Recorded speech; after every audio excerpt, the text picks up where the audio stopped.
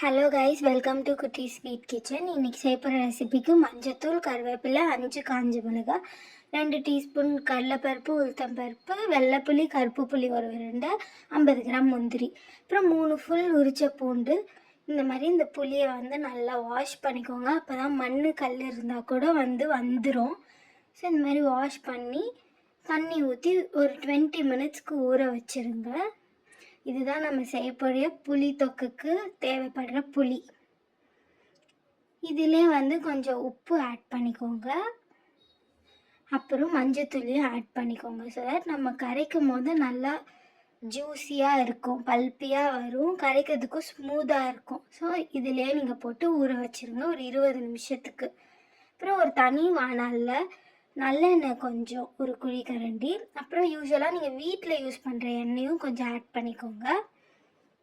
அதிலே நம்ம உளுத்தம் பருப்பையும் கடலை பருப்பையும் ஆட் பண்ணிடலாம். இந்த எண்ணெயிலே நல்லா இது பொன்னிறமாக வறுத்து எடுத்துக்கோங்க.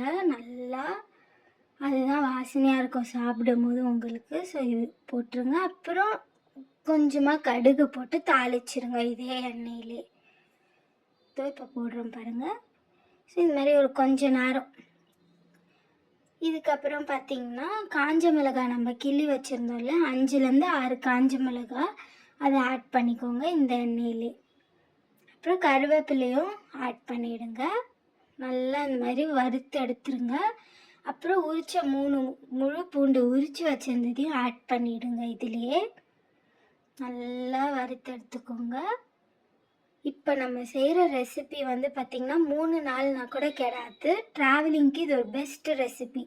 ஸோ இந்த 50 கிராம் முந்திரியும் ஆட் பண்ணிவிடுங்க டேஸ்ட்டுக்கு. இது ஆப்ஷனல் தான், வேணும்னா நீங்கள் சேர்த்துக்கலாம். அப்புறம் இந்த பெருங்காயம் தான் ரொம்ப இம்பார்ட்டண்ட் இன்க்ரீடியண்ட். 1/2 டீஸ்பூன் நல்லா போடுங்க, அப்போ தான் வாசனையாக இருக்கும். நம்ம ஊற வச்சிருந்த புளியை இப்போ ஊற்றிடுங்க. இந்த டைமில் நல்லா இன்னொரு வாட்டி கூட கரைச்சி புளிச்சாறு எடுத்துருங்க. புளி தொக்குக்கு இதுதான் ரொம்ப இம்பார்ட்டண்ட்டான இன்க்ரீடியண்ட். ஸோ நல்லா ஹை ஃப்ளேமில் வச்சுக்கோங்க. ஒரு 5 மினிட்ஸ்க்கு நல்லா ஹை ஃப்ளேமில் குக் ஆகட்டும். அதுக்கப்புறம் தண்ணியெலாம் நல்லா சுண்டிட்ட பிறகு லோ ஃப்ளேம் வச்சுக்கோங்க. நல்லா மிக்ஸ் பண்ணி விட்டுருங்க. இப்போ இந்த ரெசிபி, இந்த புளி தொக்கு பார்த்திங்கன்னா பேச்சுலர்ஸ்க்கு இது ஒரு பெஸ்ட் ரெசிபி. அதுக்கப்புறம் ட்ராவலிங்க்கும் இது செம்மையான ரெசிபி. 2 நாள்னா கூட கெடவே கெடாது.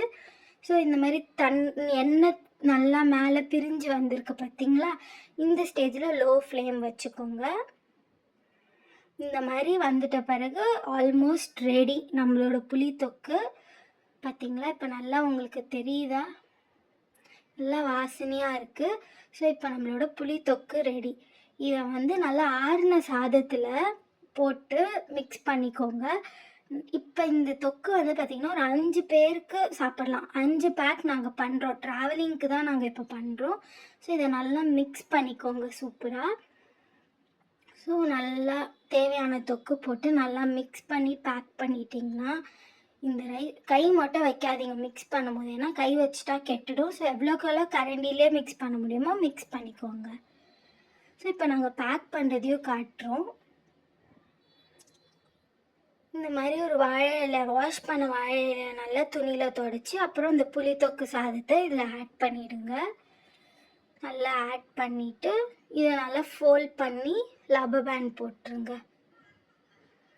அவ்வளோதான், நம்மளோட புளித்தொக்கு சாதம் ரெடி. இது 3 நாள் ஸ்டோர் பண்ணிக்கலாம், கெடவே கெடாது. Best recipe for travel. So இந்த மாதிரி நாங்கள் 5 பேக்ஸ் பண்ணிட்டோம். உங்களோட ரிவ்யூஸை சொல்லுங்கள் செஞ்சு பார்த்துட்டு. தேங்க்ஸ் ஃபார் வாட்சிங். If you like, subscribe.